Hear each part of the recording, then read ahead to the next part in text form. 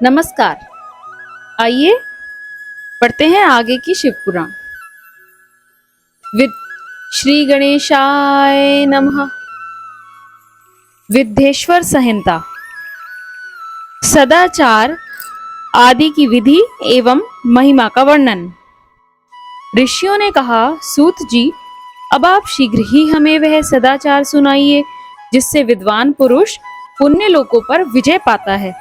स्वर्ग प्रदान करने वाला धर्ममय आचार तथा नरक का कष्ट देने वाला अधर्ममय आचारों का भी वर्णन कीजिए। सूत जी बोले, सदाचार का पालन करने वाला विद्वान ब्राह्मण ही वास्तव में ब्राह्मण नाम धारण करने का अधिकारी है।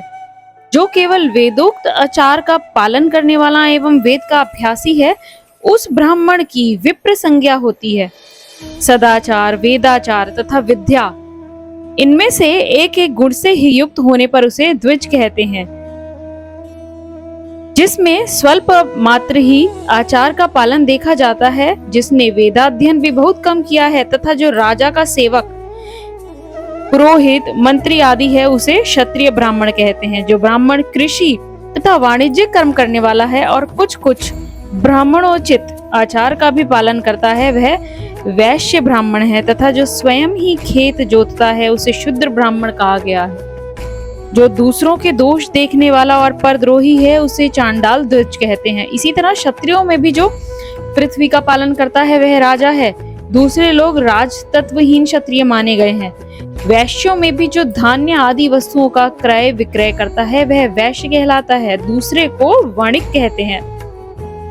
जो ब्राह्मणों, क्षत्रियों तथा वैश्यों की सेवा में लगा रहता है, वही वास्तव में शूद्र कहलाता है। जो शूद्र हल जोतने का काम करता है, उसे वृषल समझना चाहिए। सेवा, शिल्प और कर्षण से भिन्न वृत्ति का आश्रय लेने वाला शूद्र दस्यु कहलाता है। इन सभी वर्णों के मनुष्य को चाहिए कि वे ब्रह्म मुहूर्त में उठकर पूर्वाभिमुख हो। सबसे पहले देवताओं का, फिर धर्म का, अर्थ का, उसकी प्राप्ति के लिए उठाए जाने वाले क्लेशों का तथा आय और व्यय का भी चिंतन करें। रात के पिछले प्रहर को उषः काल जानना चाहिए। उस अंतिम प्रहर का जो आधा या मध्य भाग है, उसे संधि कहते हैं। उस संधि काल में उठकर द्विज को मल मूत्र आदि का त्याग करना चाहिए।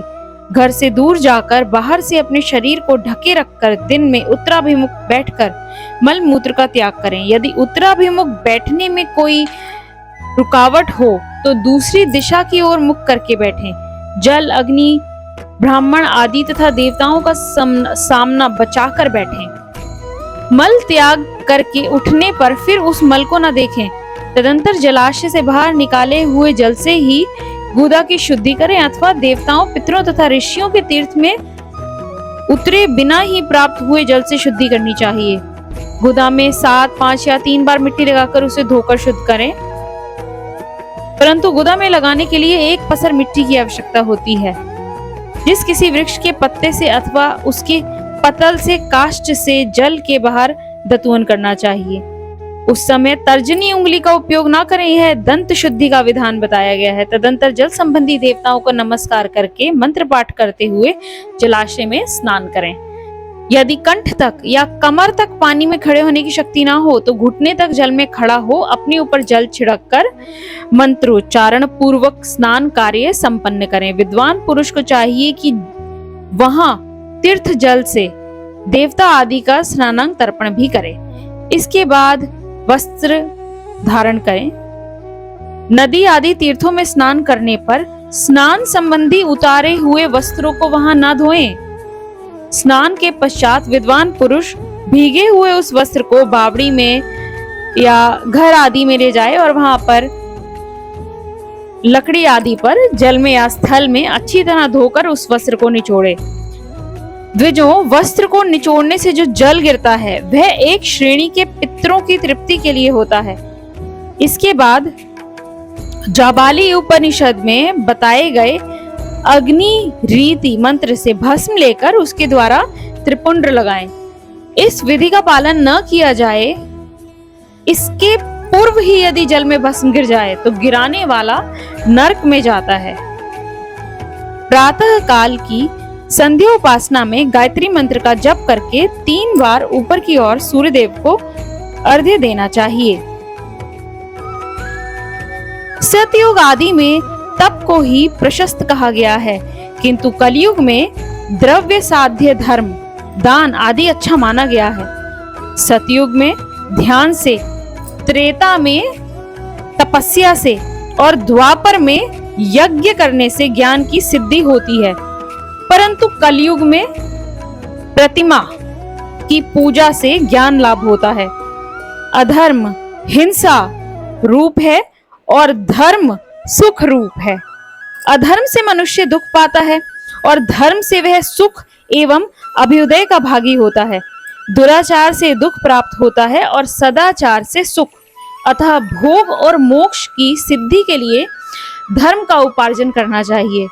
जिसके घर में कम से कम 4 मनुष्य हैं, ऐसे कुटुंबी ब्राह्मण को जो 100 वर्ष के लिए जीविका देता है, उसके लिए वह दान ब्रह्मलोक की प्राप्ति कराने वाला होता है। 1 सहस्र चंद्रायण व्रत का अनुष्ठान ब्रह्मलोकदायक माना गया है। जो क्षत्रिय 1 सहस्र कुटुंब को जीविका और आवास देता है, उसका वह कर्म इंद्रलोक की प्राप्ति कराने वाला होता है। 10,000 कुटुंबों को दिया हुआ आश्रय दान ब्रह्मलोक प्रदान करता है। दाता पुरुष जिस देवता को सामने रखकर दान करता है, अर्थात वह दान के द्वारा जिस देवता को प्रसन्न करना चाहता है, उसी का लोक उसे प्राप्त होता है। यह बात वेद वेत्ता पुरुष अच्छी तरह जानते हैं। धनहीन पुरुष सदा तपस्या का उपार्जन करे, क्योंकि तपस्या और तीर्थ सेवन से अक्षय सुख पाकर मनुष्य उसका उपभोग करता है। आत्मज्ञान की इच्छा वाले तथा धनार्थी पुरुषों को भी इस प्रकार उपासना करनी चाहिए, जो सदा ब्रह्म यज्ञ में तत्पर होते हैं, देवताओं की पूजा में लगे रहते हैं, नित्य अग्नि पूजा, गुरु पूजा करते हैं तथा ब्राह्मणों को तृप्त किया करते हैं। वे सब लोग स्वर्गलोक के भागी होते हैं।